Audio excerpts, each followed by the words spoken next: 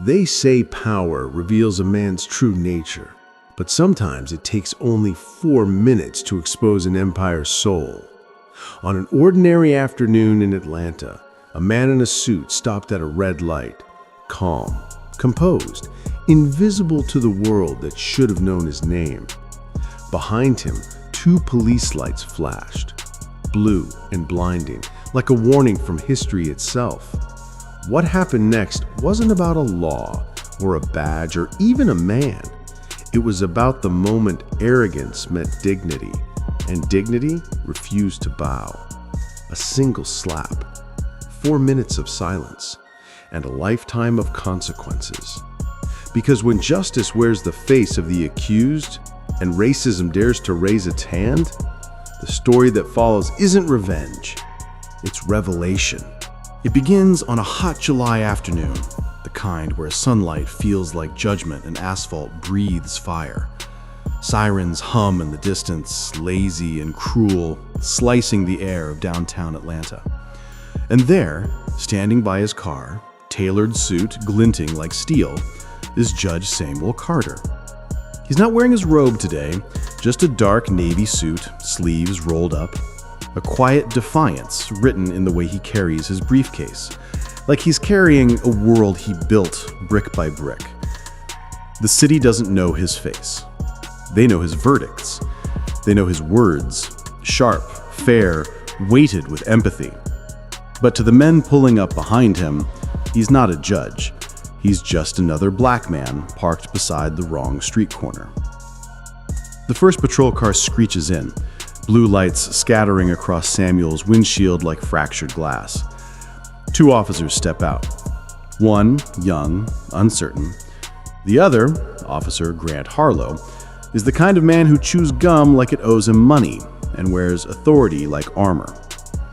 "License and registration," Grant says before Samuel can even turn around. His voice is a bark, practiced and hollow. Samuel stays still for a moment. The city hums. A church bell rings faintly from somewhere far away. "Is there a reason you stopped me, officer?" Samuel asks, tone low, measured. Grant's lips curl. "Because you were driving suspiciously slow through a residential zone. You match in a description." Samuel blinks once, then slowly reaches for his wallet. "A description of what?" "Of someone who doesn't belong here." The words fall like a slap before the slap even comes. The younger cop, Officer Riley, glances at his partner, uneasy. Grant ignores him, stepping closer. The sun hits his badge, blinding for a moment. "Hands where I can see 'em." Samuel exhales, places his hands on the car roof, every movement deliberate, careful.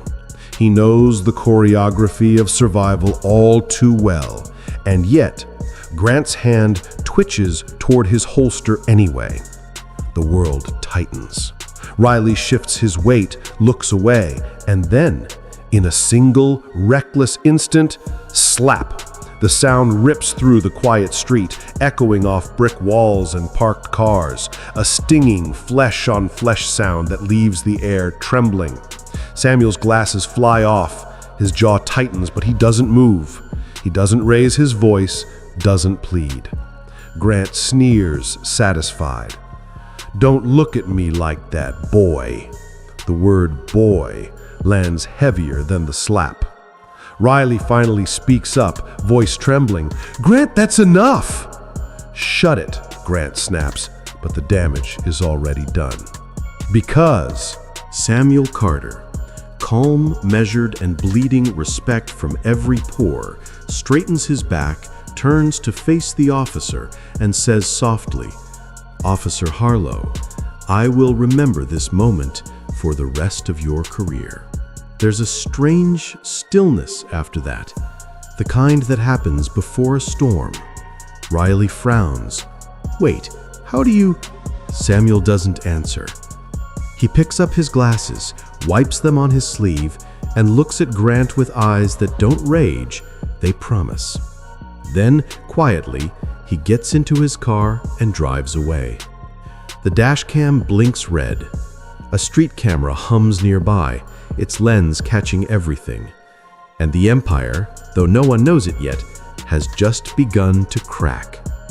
Later that evening, in the marble stillness of Fulton County Courthouse, Samuel sits alone in his chambers. The slap still burns on his cheek. The weight of it doesn't belong to skin, it belongs to history. He stares at the framed photograph on his desk. His father, a sanitation worker, standing beside him on graduation day. The old man's words echo back. "Dignity, son, that's your sharpest weapon."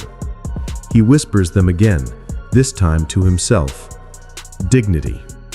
He could call the department right now, file the complaint, pull the footage, end a man's career before dawn. But he doesn't. Not yet. Because Samuel Carter has seen how systems protect themselves, how justice twists when pride gets involved. He knows that sometimes, to bring down an empire, you don't shout, you wait. Officer Grant Harlow laughs at a bar. He tells the story loud, beer spilling as he reenacts the slap. "Should have seen his face," he says, acting all high and mighty. Thinks he's better than me. Riley sits beside him, pale and silent. "Grant, that guy wasn't some random dude. I think I've seen him before. On the news, maybe?" Grant scoffs. "Oh yeah? He's probably some preacher or activist. Don't care. They all talk big until someone puts them in their place." But even as he speaks, his phone vibrates. A message from dispatch. "Report to the chief's office, immediately." He frowns. "Now?"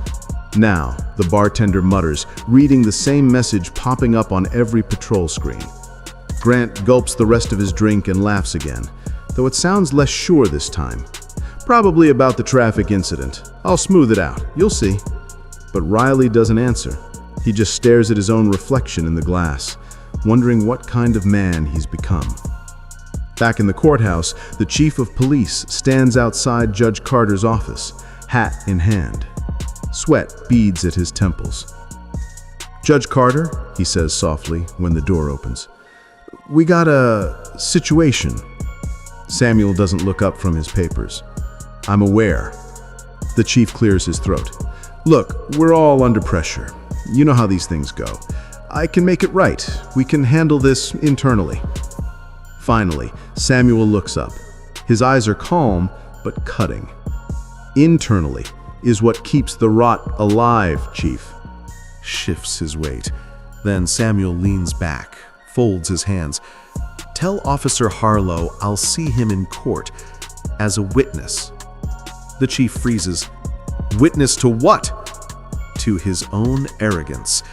And then, like a blade sliding back into its sheath, Samuel smiles.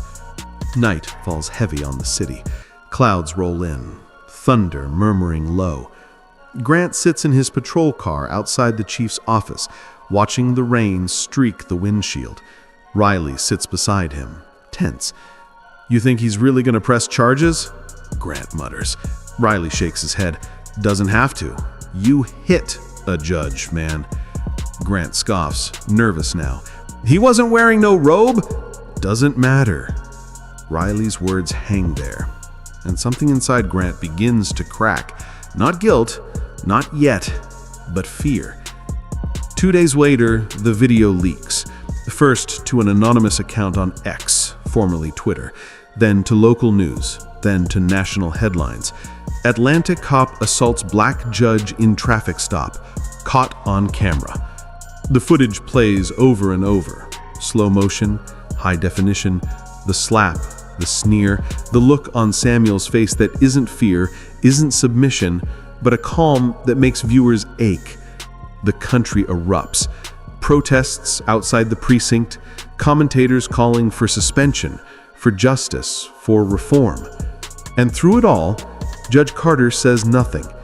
He walks into his courtroom every morning, robe on, voice steady, dispensing justice to everyone else, while his own case brews silently in the background. He doesn't speak to the press, doesn't give interviews, The silence drives Grant insane. Grant's wife leaves him after the second week. The department suspends him pending review. Sponsors pull out of his local charity fundraiser. Everywhere he goes, eyes follow him. Phones lift, recording. He screams at a reporter one morning, shoving a camera away. That clip goes viral too. The empire of power he built around fear and arrogance begins to crumble, one viral clip at a time. But this story isn't about revenge. It's about revelation. Because behind closed doors, Samuel Carter isn't celebrating, he's mourning. He knows every downfall leaves a wound, even injustice. He knows the boy Grant used to be, the one who probably dreamed of being a hero, died long before the slap. So Samuel prepares something greater than punishment. He prepares truth. The courthouse lights burn late that night. Inside, Samuel reviews footage, case files, internal reports. Riley sits across from him, nervous, remorseful. "I tried to stop him," Riley says. "You gotta believe me." "I do," Samuel replies gently. "That's why I called you." Riley frowns. "Called me for what?" Samuel leans forward. "To testify. Not against him, against the culture that made him." Riley blinks, confused. "You mean the department?" Samuel nods. The silence, the chain of command, the fear of speaking truth because it might cost you comfort. Riley's hands shake. "They'll ruin me." "They'll try," Samuel says softly, "but you'll walk taller than any of them." And in that moment, Riley realizes this isn't about one slap. It's about a system that slaps every day, quietly, legally, invisibly. As the hearing date approaches, the city feels the tension. Protesters outside with signs, news vans lined up. Grant walks into the courthouse in a gray suit, his badge confiscated, his face pale. He passes Samuel in the hallway, eyes downcast. "Judge Carter," he mumbles. Samuel turns. "Officer Harlow." A pause, the hum of fluorescent lights. Grant swallows. I'm sorry." Samuel studies him. "You're sorry because you were caught, or because you understand?" Grant's voice cracks. I don't know anymore." Samuel nods once. Then that's where justice begins. He walks away, and Grant stands there, hollow. The morning of the hearing dawns gray and heavy, as if the sky itself is reluctant to open its eyes. Atlanta's courthouse, with its marble pillars and echoing halls, feels less like a place of justice today, and more like a battlefield waiting for its first sound. The streets outside are alive with noise, protesters chanting, cameras flashing, news anchors rehearsing solemn introductions. Signs sway in the damp wind. Justice for Judge Carter. End police brutality. Truth has no uniform. Inside, though, the world is eerily quiet. Judge Samuel Carter stands before a mirror in his chambers, fastening his robe with slow precision. The mirror reflects not a man seeking vengeance, but one preparing to test the moral spine of a nation. He touches his cheek, the faint trace of that slap long since faded from skin, but never from memory. 4 minutes. That's all it took to show who we really are. The door knocks softly. His assistant, Maya, peeks in. "Judge, the media's outside. They're asking for a statement." Samuel shakes his head. "Let them watch. My statement will be the truth itself." In the courtroom, every seat is filled. The air hums with whispers and camera clicks. The prosecution table is crowded with officials, the defense side occupied by Grant Harlow and his attorney, a nervous man with glasses that slide down his nose with every blink. Riley sits in the witness box, palms sweating, eyes darting toward Samuel for reassurance. At precisely 9 o'clock, Samuel takes the bench, not as the judge, but as a witness. Another judge presides today, one he trusts to hold the scales steady. Lean forward. The tension is thick enough to touch. The presiding judge clears her throat. We are convened to address allegations of misconduct and abuse of authority by Officer Grant Harlow of the Atlanta Police Department. Grant stares at the floor. His jaw clenches. His lawyer whispers something that sounds like, "Keep quiet." The judge continues. Our first witness, Judge Samuel Carter. Samuel rises. The courtroom quiets instantly, as though sound itself bows before him. He walks with slow, deliberate steps, the click of his shoes a rhythm of gravity. He swears the oath, his hand steady, his gaze unwavering. Judge Carter, the prosecutor begins softly. Can you describe the events of July 14th? Samuel nods once. I was pulled over near Edgewood Avenue. I complied. I asked for the reason, and I was told I matched a description. I placed my hands on the vehicle. Then, Officer Harlow, he pauses. The silence stretches. Struck me across the face. A murmur ripples through the crowd. The prosecutor nods. Did you at any point resist or provoke the officer? Samuel's voice stays calm. No, I did not. I was polite, clear, and compliant. My only resistance was existing. That last word, existing, hangs in the air like smoke. Across the room, Grant's knuckles tighten. He doesn't look up, but Riley does. The prosecutor turns to him. Officer Riley, you were present during the incident, correct? Yes, ma'am, I was.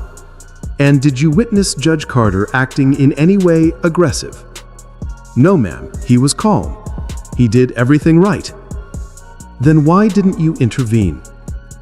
Riley swallows hard. His throat feels like sandpaper. Because I froze. I thought if I spoke up, my partner would turn on me, or the department would. Samuel's eyes soften. There is no judgment in them, only recognition. Riley continues, voice cracking. But that night, I watched a good man get hit for no reason, and I realized silence is a choice too. The prosecutor nods solemnly. Thank you, Officer Riley. When it's Grant's turn to speak, the courtroom shifts uneasily. He walks to the stand, his uniform traded for a gray suit that doesn't fit him quite right. His eyes are hollow, ringed with exhaustion. Officer Harlow, the prosecutor begins. What prompted you to strike Judge Carter? Grant hesitates.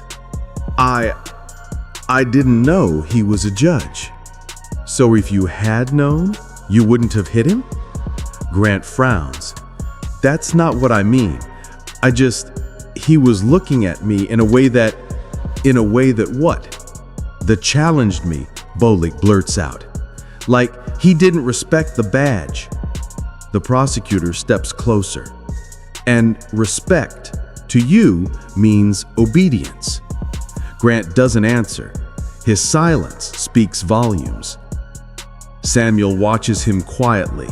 There's no triumph in his gaze, only sadness. The cross-examination ends. The presiding judge calls a recess. Outside, thunder murmurs again, as if the heavens themselves are waiting for a verdict. In the hallway, Samuel stands by the window, watching rain trail down the glass. Maya approaches, holding her phone. The video's gone viral again, millions of views. People are calling this the slap that woke America. Samuel sighs. Let's hope it wakes us gently. Maya frowns. You're not angry? He turns to her, eyes distant. Anger is what built the world that hit me. I'll use something sharper, grace. Meanwhile, down the hall, Grant sits alone in the restroom, staring at his reflection. The mirror shows a man unmade, his badge gone, his confidence hollowed out. He presses his palms to the sink, whispering, "How did it come to this?" A stall door creaks open behind him. It's Riley. Grant stiffens. "You here to gloat?" Riley shakes his head. "No, I'm here because I can't carry it anymore." "Carry what?" "The guilt, the fear, the silence."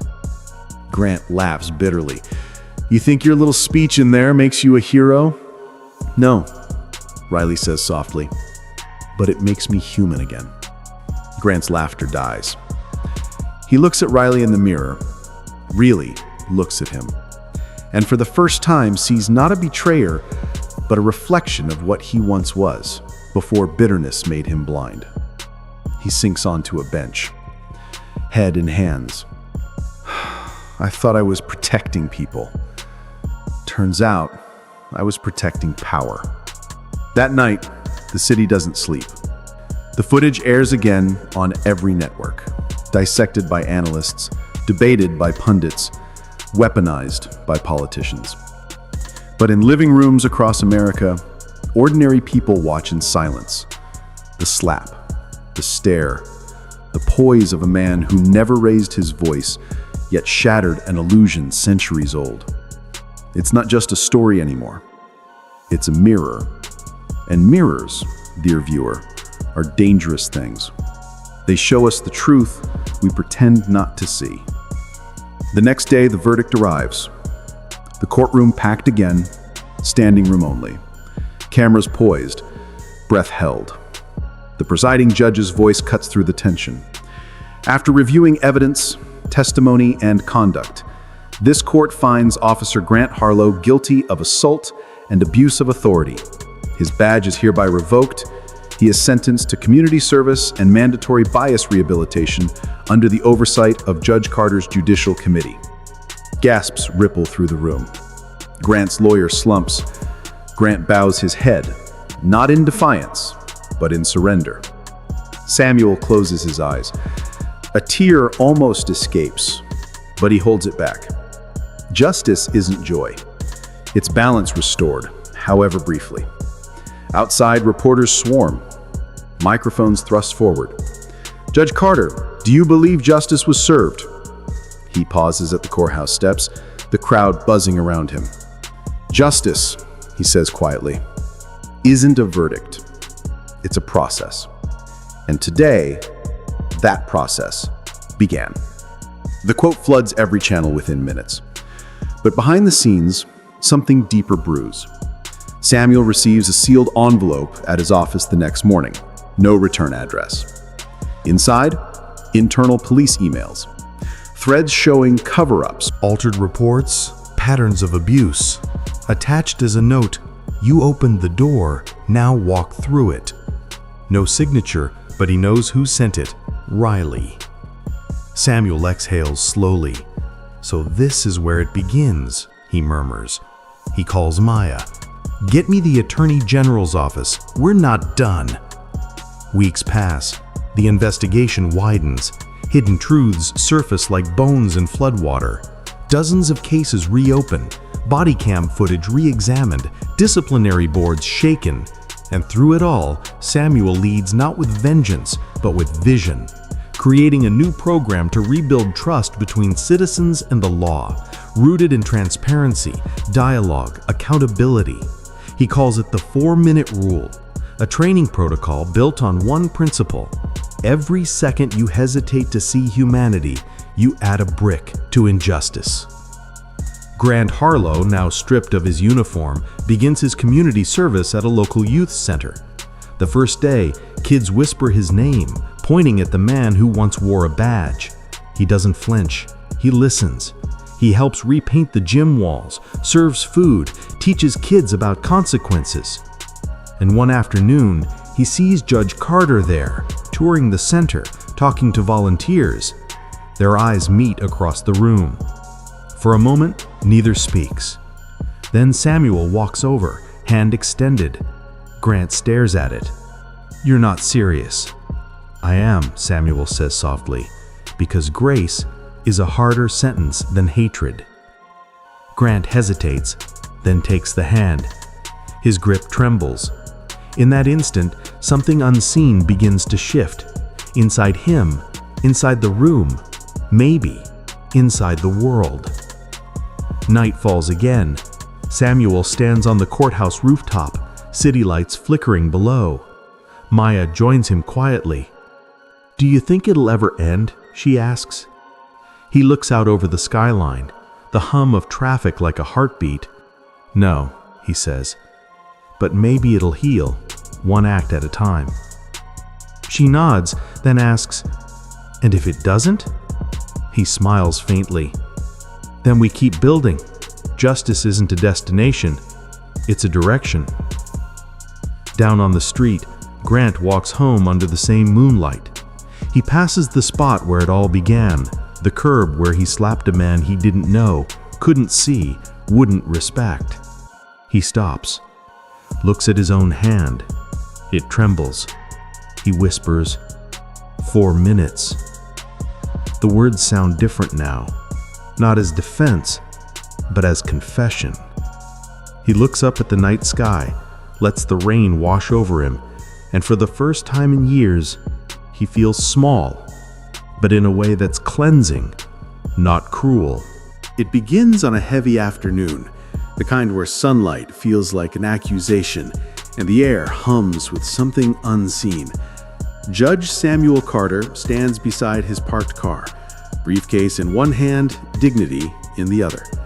He's not in his robe, no title, no courtroom, just another black man on the wrong street at the wrong time. 2 patrol cars pull up. Officer Grant Harlow steps out, chewing gum like it's proof of power. Behind him, his young partner, Officer Riley, hesitates. "License and registration," Grant snaps. Samuel's tone is calm. "Is there a reason you stopped me?" "You match a description," Grant says, eyes cold, "of someone who doesn't belong here."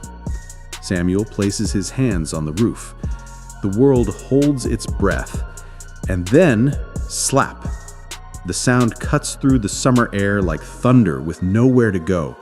Samuel's glasses fall, the echo spreading through brick and sky. He doesn't react. He doesn't plead. He just looks at Grant with a stillness that terrifies him.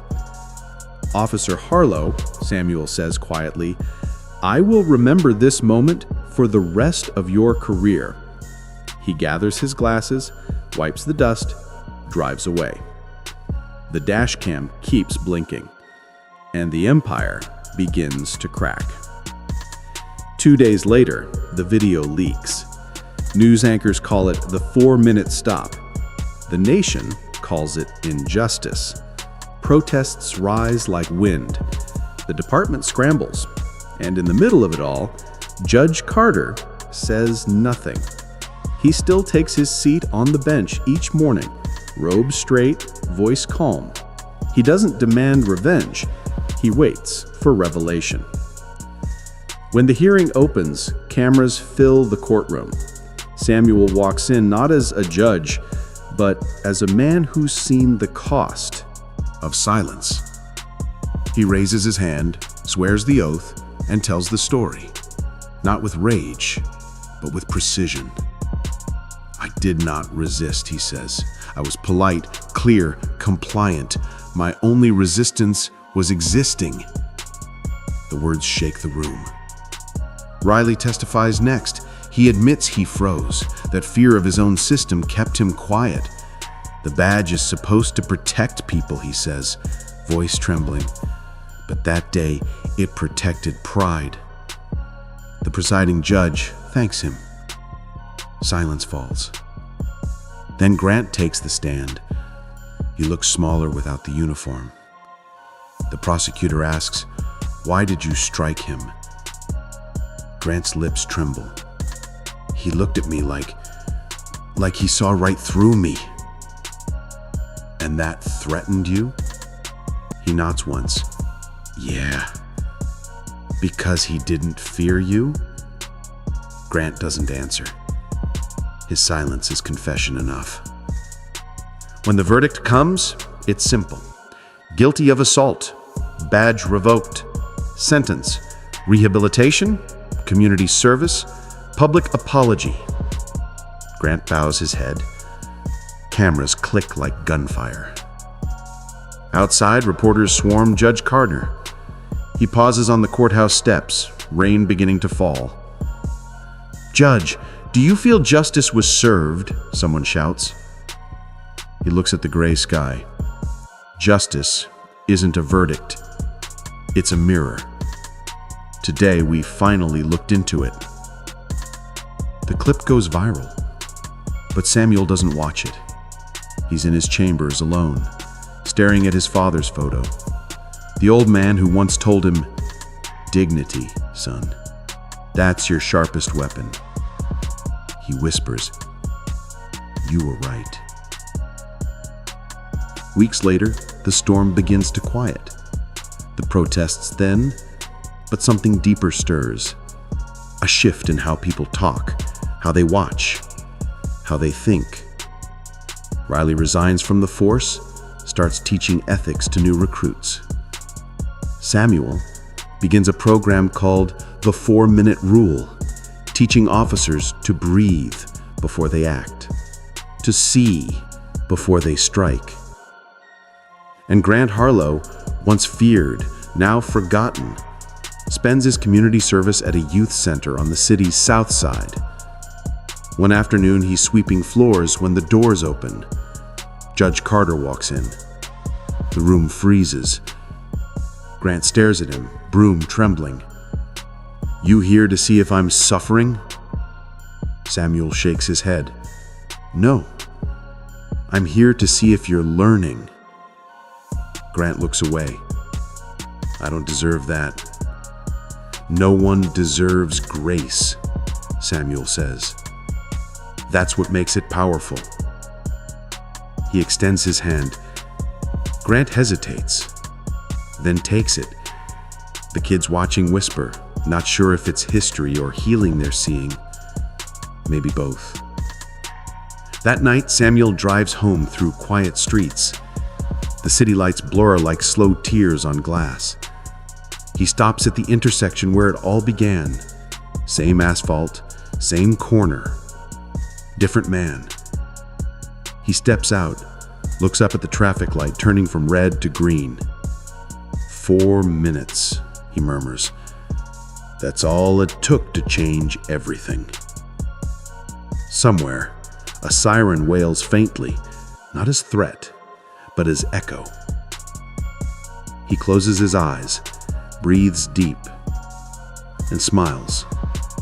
Not in triumph, but in peace. Because justice, real justice, isn't about destroying someone's life.